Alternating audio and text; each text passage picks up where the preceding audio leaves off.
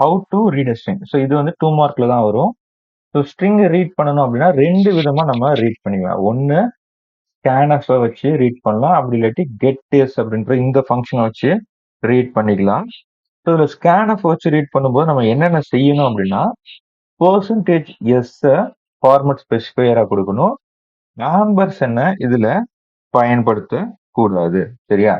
So அதே போல array சிம்பலை நம்ம பயன்படுத்தக்கூடாது. எப்படியும் நம்ம என்ன பண்ணிருப்போம் அப்படின்னா கேரக்டர் அரேயா தான் டிக்ளேர் பண்ணிருப்போம். சரியா? கேரக்டர் நேம் ஆஃப் 30 அப்படின்னு டிக்ளேர் பண்ணிருக்கோம் அப்படின்னா ஸ்கேன்எஃப்ல என்ன பண்ணணும் அப்படின்னா ஸ்கேன்எஃப்ல வரும்போது ஃபார்மட் ஸ்பெசிஃபையர் பெர்சன்டேஜ் எஸ் சொல்லிட்டு ஆம்பர்சனை இங்க பயன்படுத்த மாட்டோம், நேம்னு மட்டும்தான் கொடுப்போம். ஸோ அரேயும் நம்ம பயன்படுத்த மாட்டோம். சரியா? ஸோ இதுதான் இதுல மெயின். இந்த 3 பாயிண்ட் பெர்சன்டேஜ் எஸ் ஆம்பர்சன் பயன்படுத்த மாட்டோம், அரே சிம்பிளை பயன்படுத்த மாட்டோம். இது ஸ்கேன்ஸுக்கு. ஸோ கெட்டஸ் பார்த்தோம் அப்படின்னா இதுவும் இன்புட் வாங்குறது தான்.